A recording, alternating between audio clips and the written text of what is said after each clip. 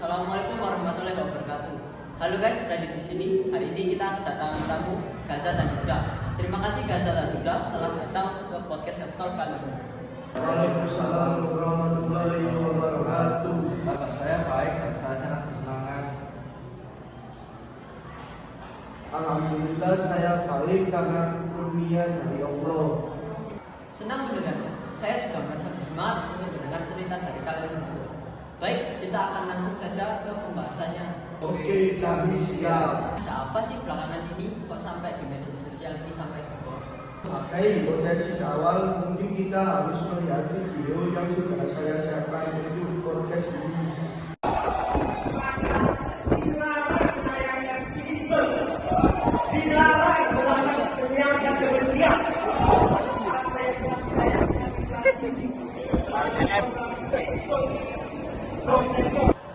Apakah masalah ini sudah separah ini? Ya, itu benar. Mereka sedang melakukan demo di depan gedung studio Trans 7 untuk dari masalah antara Trans 7 dengan santri-santri tersebut. Akibatnya aksi unjuk rasa itu meluas dan akhirnya ada banyak area yang berkonflik dengan contoh misalnya saja di Jember mereka melakukan demo di depan gedung Transmart.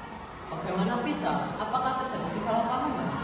Saja mereka menganggap bahwa Trans7 dan Transmart berada di satu grup yang besar yaitu CT Corp atau Khairul Tanjung.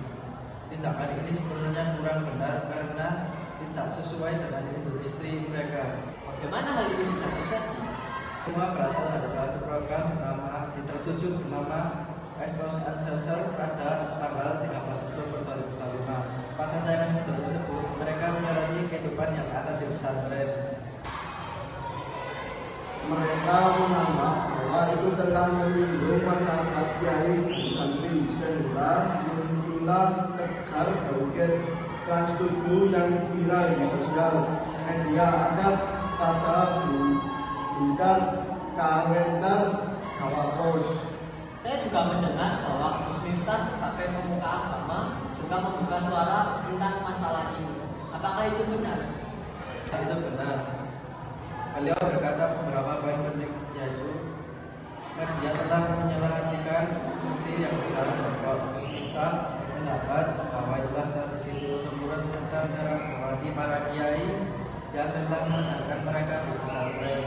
Lebih lanjut, beliau juga berkata, mungkin kami tidak punya studio Mekah, namun kita punya satu hal yang tidak dimiliki oleh institusi, yaitu atap. Bagaimana perasaan para santri dan kiai mengetahui hal tersebut disiarkan secara negatif oleh para media? Yang pasti mereka kecewa dan tersinggung karena dianggap telah melecehkan budaya pesantren. Apakah masalah ini murni kesalahpahaman atau ada unsur kesengajaan? Ini besar berawal dari kesalahpahaman.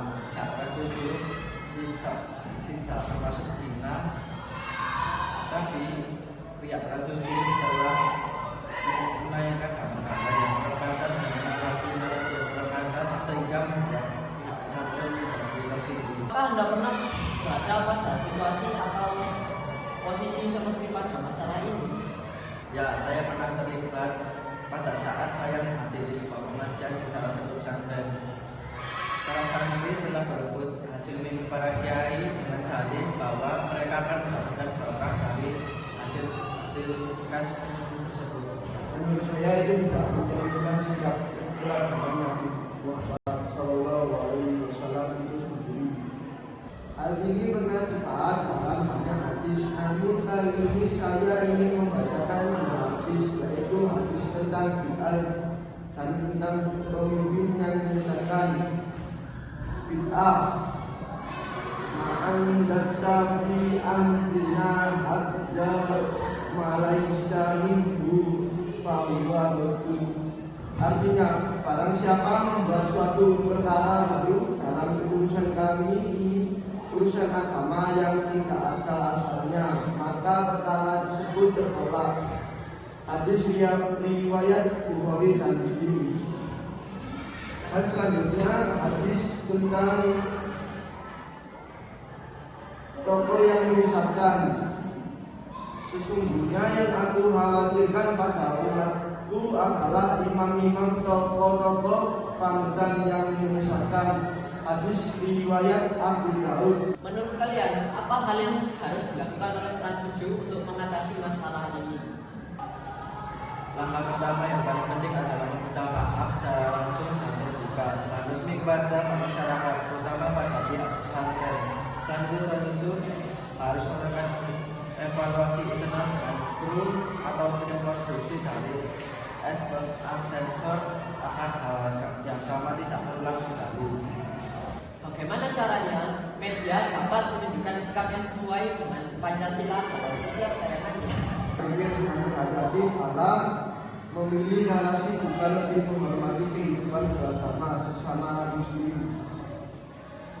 Selain itu, aksi para santri bukan untuk marah, melainkan mereka menegur dengan niat menjaga kehormatan agama dan lembaga pesantren. Dari pembahasan tadi, kita bisa melihat bahwa permasalahan antara Trans 7 dan para santri bukan hanya soal kesalahpahaman semata, tapi juga menyangkut nilai moral, adab, dan tanggung jawab media dalam menjaga harmoni sosial. Betul sekali, media memiliki pengaruh besar pada cara masyarakat menilai satu kelompok. Karena itu, setiap tayangan harus disertai dengan kepekaan terhadap nilai-nilai agama dan budaya bangsa. Permasalahan ini juga menunjukkan bahwa masih perlu penguatan nilai-nilai Pancasila, terutama sila pertama, ketuhanan yang Maha Esa, dan sila kedua, kemanusiaan yang adil dan beradab, agar media dan masyarakat bisa saling menghormati dalam berjalan. Baiklah, dari diskusi hari ini kita dapat menyimpulkan bahwa peristiwa Belajar Trans 7 oleh kalangan santri merupakan pelajaran penting bagi kita semua. Kebebasan media harus berjalan seiring dengan tanggung jawab moral dan penghormatan terhadap nilai-nilai keagamaan. Pancasila telah memberi contoh kepada kita pedoman yang jelas-jelas bagaimana berlaku dalam kehidupan berbangsa. Bila setiap pihak menjunjung tinggi nilai-nilai tersebut, maka kesalahpahaman seperti ini tidak akan terjadi lagi. Kita sebagai generasi muda juga harus lebih bijak dalam menilai dan menyebarkan informasi serta selalu mengedepankan sikap saling menghargai antar umat beragama dan antar warga bangsa. Semoga kejadian ini menjadi momentum bagi kita semua untuk memperkuat persatuan, memperdalam adab, dan menumbuhkan kesadaran akan pentingnya nilai-nilai Pancasila dalam kehidupan sehari-hari. Mari bersama-sama kita jadikan media sebagai sarana kebaikan dan pendidikan moral bagi masyarakat Indonesia. Terima kasih sudah mendengarkan. Semoga bermanfaat dan sampai jumpa di podcast berikutnya.